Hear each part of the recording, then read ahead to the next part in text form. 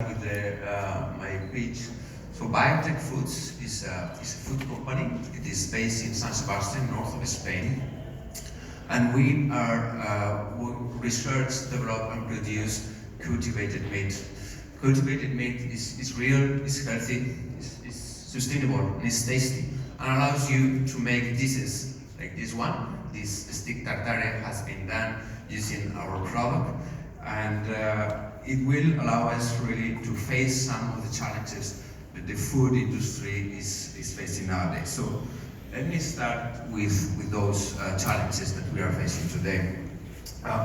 Population has been growing at a very amazing pace in the last years. In fact, we have more than doubled our population in the last 50 years. But this is not going to stop here. Although the growth rate is decreasing, because yes, there is less births, but there is mortality, infancy has radically go down, and life expectancy is really increasing. So it is expected that the population will keep growing, and not just by the end of this century we will be 11 billion. Yes, in 30 years we will be 9 billion. So obviously we humans like to consume, okay, not just because we enjoy it, it's because we need it to survive, and we will need to create more calories in order to keep with this growth of the population. And this is going to create a food gap of 56%. Obviously, in order to feed this gap, you need resources, okay? One of those resources is land. All resources are scarce, but land is already used very heavily.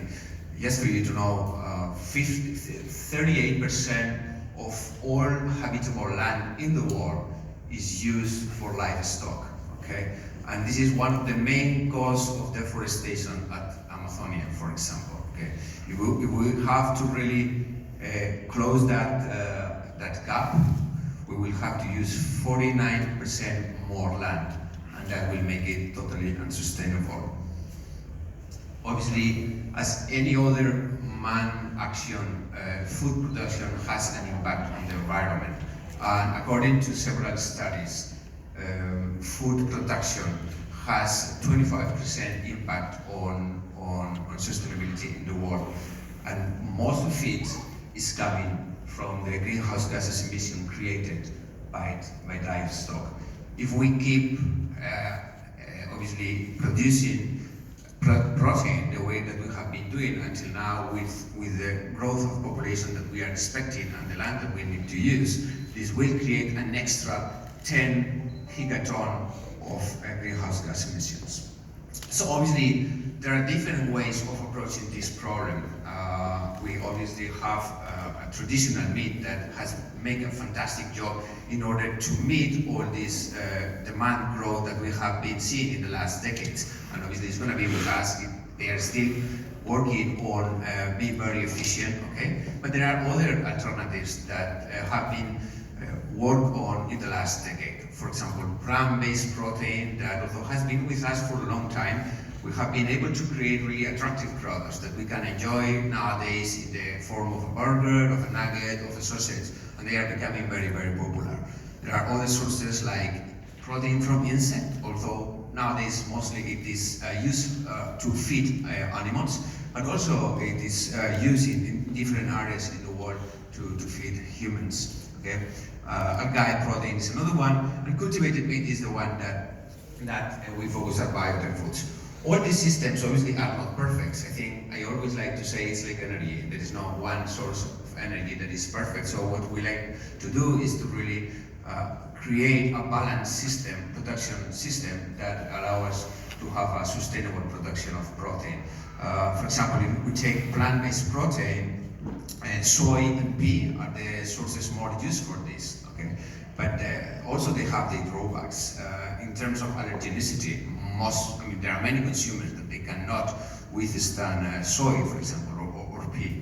And also, they have some flavor that normally we do not like or enjoy when we want to have tasty products like meat products that we love, okay?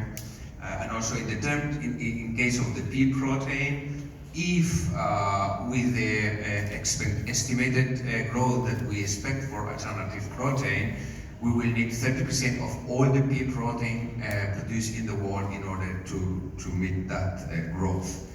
So what we do is cultivated meat. So what is cultivated meat about? What we basically do is we take one cell from an animal. We work with land species, although this can be applied to seafood also, okay?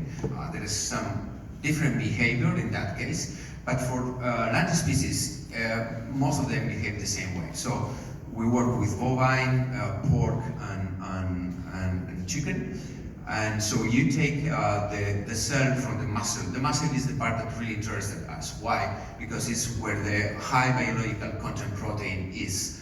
When I mean high biological content, that means that it has all the amino acids, essential amino acids that we need. Humans need to consume amino acids every day. There are some of them that we do not create, and we need to consume them. In comparison to fat, you do not store them, okay? So you have to have them. So with that said, we just put them in equipment that we are very familiar with, like fermenters that are used to make wine, to make cheese, to make dairy products, okay? And what we do is we let them grow and let them fusionate into fiber and create meat, okay? And then that meat we can transform afterwards in order to create. And this can allow us to have a more sustainable system where the use of resources is much lower in terms of the use of water, land, and creation of greenhouse gas emissions. There are obviously certain challenges that we are facing, okay? The industry, this field was created for the first time 6 years ago, and we are still working on facing those challenges. Those challenges obviously will make cultivated meat more or less successful, depending on the regulation, on the consumer acceptance, and the technological challenges that we are facing. Nowadays, most of the companies are working on the production scale that will allow us to bring the product into the market already, okay? So we will be able to enjoy probably in 2-3 years those products into the market. A whole value chain is being created in order to make this a reality. Startups cannot make everything by themselves, okay? We need the industry to work with us. The meat industry is even involved in the production of this system. They recognize the challenges that we are facing, okay? And not only them, there are other industries that have been providing the biopharma industry where we take most of the technology that we employ.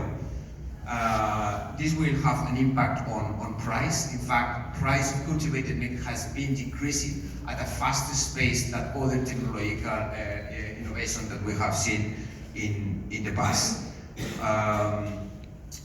Consumer acceptance, we always, when we don't work directly on this, as consumers, we all have a say in this, and we say, well, I will eat this, people call it synthetic meat or something like that. But reality is that although most of us still don't know it, yes, 50% of the population know about cultivated meat, still more than 50% are willing to eat it when they have it. Obviously, this affects more to younger generations, that they are more ready really to go for it. Main reasons normally because it is more sustainable and because it allows animal welfare. Okay, and good thing, this is a whole ecosystem created around the world. There are many companies that are working on this, and all together we are gonna make possible to bring cultivated meat into the table and make this a reality that will allow us to meet 8 out of the 17 Sustainable Development Goals of the UN. So thank you very much for your attention, and we will be here for the answers.